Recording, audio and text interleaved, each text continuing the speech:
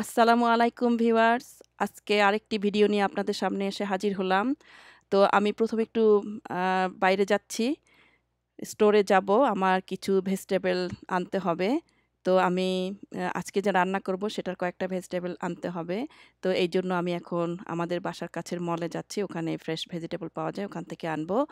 তো ভিডিওর শুরুতেই বলে নিচ্ছি, আমার এই ভিডিও যদি আপনাদের ভালো লেগে থাকে সাবস্ক্রাইব করবেন, লাইক করবেন, শেয়ার করবেন, কমেন্টস করবেন এবং আমার সাথে থাকবেন। আপনাদের কমেন্টস আমাকে অনেক ইন্সপায়ার করে। আর আমি এই প্ল্যাটফর্মে একদমই নতুন। সো আমি অনেক কিছুই জানি না, আমার অনেক ভুল ভ্রান্তি থাকবে, সেগুলি সুন্দর দৃষ্টিতে দেখবেন। আর আমার সাবস্ক্রাইবের জন্য আমি রিয়েলি আপনাদেরকে অনুরোধ করছি। তো এই পর্যায়ে আমি আমাদের বাসার কাছের মলে চলে আসছি। এসে আমি যা টুকটাক বাজার করার ওগুলি করে আমি আমার কিচেনে চলে যাব। আজকে আপনাদের দেখাবো শোল মাছ, আলু, টমেটো, ফুলকপি দিয়ে একটা ঝোল তরকারি। এটা একটা রেগুলার তরকারি, সবাই মনে হয় খান। এখানে আমি নিয়েছি কিছু শোল মাছ নিয়েছি, কিছু ফুলকপি নিয়েছি আর আলু নিয়েছি ২ টা কালারের। টমেটো, কাঁচা টমেটো, লাল টমেটো, পেঁয়াজ, রসুন, কাঁচামরিচ আর নিবো আমি ধনেপাতা। আর এখানে আছে কিছু ফুলকপির ডাঁটা, এগুলি খুবই ফ্রেশ আর একদম কচি ছিল। এজন্য আমি এগুলি ফেলে দেইনি। এগুলি আমি তরকারির সাথে এড করব। তো এখন আমি এই সবগুলি ইনগ্রেডিয়েন্ট কেটে নেই। প্রথমে আমি ফু ফুলকপির ডাঁটাগুলি সুন্দর ছোট করে পিস করে কেটে নিয়েছি। এরপরে আমি ধনিয়া পাতাগুলা কুচি করে কেটে নেব। তারপরে এগুলি একদম বেশি কুচি করিনি, মিডিয়াম সাইজ করেছি। এটাতে ফ্লেভারটা খুব ভালো আসে। তো এই দেখুন আমার সব প্রিপারেশন হয়ে গেছে মোটামুটি। এখন আমি পেঁয়াজটা একটু গ্রেট করে নিব। ব্লেন্ড করে দিলে ভালো হয়, কিন্তু এই মুহূর্তে আমার অল্প তরকারির জন্য আর ব্লেন্ড করতে ইচ্ছে করল না। আসলে আজকের রান্নাটা আমার একদম আনপ্ল্যান্ড ছিল। হঠাৎ করেই মনে হলো যে আমি শোল মাছ আছে ঘরে, আলু টমেটো দিয়ে ঝোল করি। তো প্রথমে আমি এখানে একটু পানি বলক করতে দিয়েছি, ফুটান্ত পানি দিব। আর এখানে আমি একটা কড়াই বসিয়েছি। এখানে আমি একটু অলিভ অয়েল দিয়ে মাছগুলি হালকা ভেজে নেব। তো এখানে আমি অল্প একটু অলিভ অয়েল দিয়ে দিয়েছি। খুব বেশি হিট দিব না। তারপরে আমি মাছগুলি ভেজে নিব। মাছগুলি আমার আগেই কাটা ছিল, হলুদ লবণ মাখানো ছিল। সেইজন্য এটা করতে পারছি। তো এই মাছটাকে বলে ইংলিশে স্নেক হেড ফিশ। এটা আমি একদিন কিভাবে কাটে আমি এটা বাসায় কেটেছি। এটা আপনাদেরকে দেখানোর চেষ্টা করব। এটা আমার একটা প্ল্যান আছে। এটা আমি বাসায় এনে আস্ত এনেছি। তারপরে কেটে পিস করে নিয়েছি। তো এখানে আমি ভাজিটা বসিয়েছি। খুবই হালকা ভাজি হবে। খুব বেশি গাঢ় ভাজি হবে না।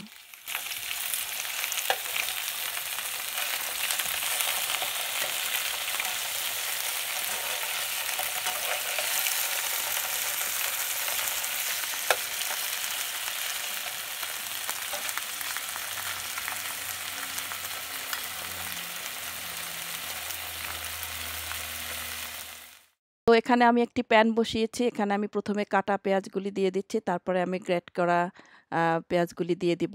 তারপরে একটু ভালো করে নেড়ে-চেড়ে নরম করে নিব। তারপরে মসলাগুলি দিব। তো এখন দেখুন এই পেঁয়াজগুলি আমি দিয়ে এর উপরে আমি অলিভ অয়েলটা দিই। সবসময় যেভাবে দেই সেইভাবেই দিচ্ছি। তো এখানে আমি মাছগুলি একটু উল্টিয়ে দিলাম। মোটামুটি হয়ে আসছে। মাছগুলি হয়ে যাওয়ার পরে আমি এটা চুলাটা বন্ধ করে দিব।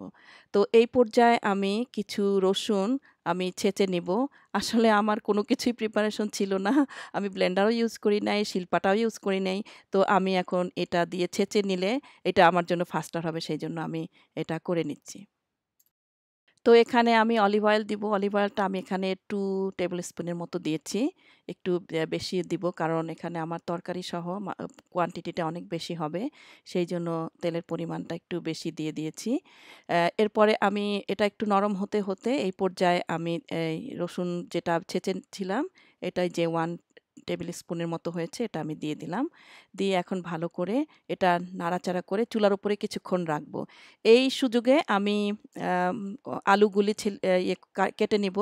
আলুগুলি আসলে সবাই মানে মাংসের তরকারির মতো অনেকে ইউজ করে। কিন্তু আমি এটা পটেটো চিপসের থেকে একটু মোটা করে কেটে নিব।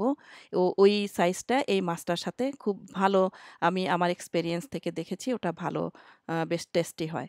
তো এখানে আমার আলুগুলি কাটা হয়ে গেছে। এখানে আমি মশলাপাতি দেওয়া শুরু করছি। তো এই পর্যায়ে আমি হলুদের গুঁড়া দিলাম ২ টি স্পুন। আর এরপরে আমি দিব ধনে। ধনেটা একটু বেশি দিচ্ছি, 4 টিস্পুন দিচ্ছি ধনে জিরা, বিকজ এটার পরিমাণটা এত বেশি হবে, ঝোলটা একটু ঘন হবে। আর আমি পাতলা ঝোল করতে চাচ্ছি তো, তো ঝোলটা যাতে মজার হয় সেই জন্য ধনে জিরার পরিমাণটা একটু বেশি দিচ্ছি। আর মরিচ হলো আপনার মরিচের গুঁড়াটা যে যেভাবে খায়, আমি একটু মোটামুটি মিডিয়াম টাইপের ঝালটা খাই, সেই জন্য 2 টিস্পুন দিলাম। এবং এই টেস্টটা আমার বাচ্চারাও একই সেম টেস্ট খায়, সেই জন্য আমার ঝালটা নিয়ে খুব সমস্যা হয় না। তো এখানে আমি একটু ভেজে নিচ্ছি, মশলাটা কষিয়ে নিচ্ছি যেটাকে বলে। এই পর্যায়ে এসে আমি পানি দিব। এই পর্যায়ে এসে আমি একটু পানি এড করব। ওখানে আমার ফুটন্ত পানি ছিল। আমি চুলায় ফুটিয়ে নিয়েছি। আমি কেটল ইউজ করতে পারতাম, কিন্তু আমি ম্যানুয়ালি করে ফেললাম, যেহেতু আনপ্ল্যান্ড ছিল। তো এই পর্যায়ে এসে আমি লবণ এড করব। লবণটা কিন্তু আমি আমার স্বাদ মতো দিয়েছি এবং পরে আমি টেস্ট করে আবার এড করব। আপনারাও সেভাবে যদি চান ওভাবে করতে পারেন। অনেকের আন্দাজটা খুব পারফেক্ট থাকে, একবারেই দিয়ে দেয় লবণ, কিন্তু আমার আন্দাজটা ওরকম হয়নি এত বছরেও। তো এই পর্যায়ে আমি এই আলুগুলি দিয়ে দেব, কারণ এই আলুগুলির টাইপটা হলো একটু শক্ত টাইপের। এটা দিলেই যে হয়ে যাবে তা না। এটা কিন্তু একটু সময় নেয় সিদ্ধ হতে। একদম আমাদের বাংলাদেশীয় স্টাইলের আরকি আলুটা। সেই জন্য আমি আগেই ১ম এ আলুটা দিয়ে নিলাম। দিয়ে একটু ভেজে আমি এটা কিছুক্ষণ ঢেকে রাখবো, যাতে এটার মধ্যে একটু ময়েস্ট ঢুকে এবং কাছাকাছি হাফ ডানের মতো হয়ে আসে। তো এই পর্যায়ে এসে আমি আরেকটু পানি এড করলাম, কারণ ওই আগের পানিটা শুকিয়ে গেছিল।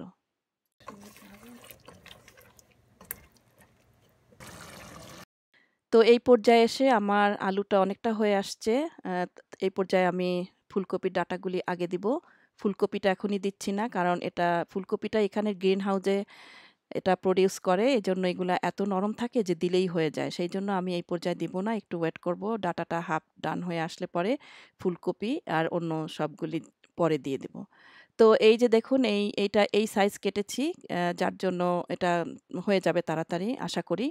তো আমি কিছুক্ষণ ঢেকে আ সিদ্ধ করেছিলাম। এখন আমি নেড়ে দিলাম। এই পানিটাও মোটামুটি শুকিয়ে আসছে।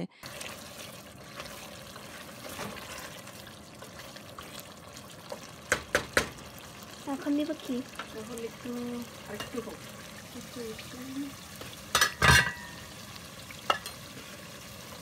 এই পর্যায়ে এসে আমি ফুলকপিগুলি এড করব এবং ভালো করে নেড়ে আমি ঝোল দিয়ে দিব। ফুলকপি থেকে একটু সামান্য পানি বের হবে, বাট সেই পানিটা এনাফ না, ওই পর্যন্ত আমি আর ওয়েট করছি না। তো এখন আমি পানি এড করলাম। যে পানিটা আসলে আপনারা ঝোলটা যে যেভাবে খান সেইভাবে এড করতে হবে। তো এই পর্যায়ে এসে আমি ঢাকনা দিয়ে ঢেকে কিছুক্ষণ রেখে দিব। এই পর্যায়ে এসে আমি টমেটো এড করছি। ১ম এ পাকাটা দিচ্ছি, তারপরে কাঁচাটা। এই কাঁচা টমেটোগুলি আমি গত বছর সামারে কিছু কাঁচা টমেটো আমি ধুয়ে কেটে ফ্রিজ করে রেখেছিলাম। এটা আপনারা এভাবে সংরক্ষণ করে অনেক দিন খেতে পারেন। এবং কাঁচা টমেটোটা আমি আগে দেইনি, যে আগে দিলে এটার থেকে টক বের হয়ে যাবে বেশি। এই পর্যায়ে এসে আমি মাছগুলি দিয়ে দিচ্ছি। মাছগুলি দিয়ে ভালো করে নেড়ে আমি আরেকটু বোধহয় আমি ঝোল এড করব, কারণ এটা একটু ঘন, ঘন হয়ে গেছে। হ্যাঁ, আমি একটু এড করলাম। তারপরে এটা আমি আবার লবণটা চেখে দেখতে হবে। আপনি পানি এড করার সাথে, সাথে আপনাকে আবার টেস্ট করে দেখতে হবে লবণটা যে ঠিকমতো হলো কিনা। যদি মনে হয় কম হয়েছে, আবার এড করতে পারেন এই পর্যায়ে এসে।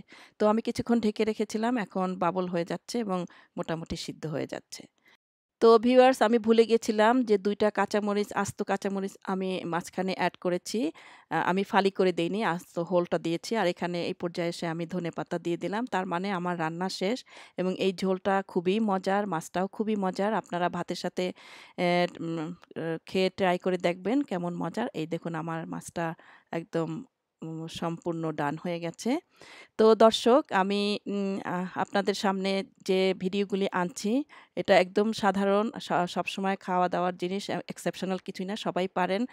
তো আমি আমার মতো করে আমার আন্দাজে রান্না করি, সেই রান্নাগুলি আপনাদের সাথে শেয়ার করি। তো আমার ভিডিওটি ভালো লেগে থাকলে আবারও বলছি, সাবস্ক্রাইব করবেন এবং আমার সাথে থাকবেন, আমাদের জন্য দোয়া করবেন। আপনারা যে যেখানে আছেন সবাই ভালো থাকবেন, সুস্থ থাকবেন। করোনার ভাইরাস থেকে সবাই নিজেকে সেফ রাখবেন। ইনশাআল্লাহ নেক্সট ভিডিওতে আবার দেখা হবে। সেই পর্যন্ত আপনারা সবাই, আবারও বলছি, ভালো থাকবেন। আল্লাহ হাফেজ। আসসালামু আলাইকুম ওয়া রাহমাতুল্লাহ।